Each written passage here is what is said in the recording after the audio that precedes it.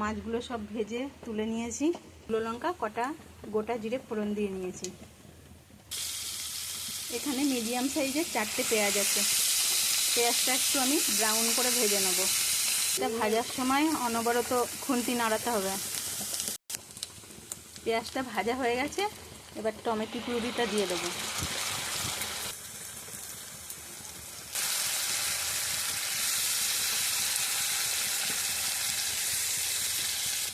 এবার পরিমাণ মতন হলুদ, নুন, আদা, জিরে আর লঙ্কা বাটাটা দিয়ে দেবো।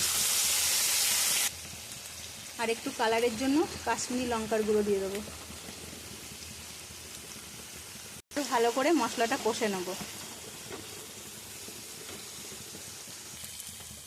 মশলাটা কষা হয়ে গেছে, পরিমাণ মতো জল দিয়ে দেবো।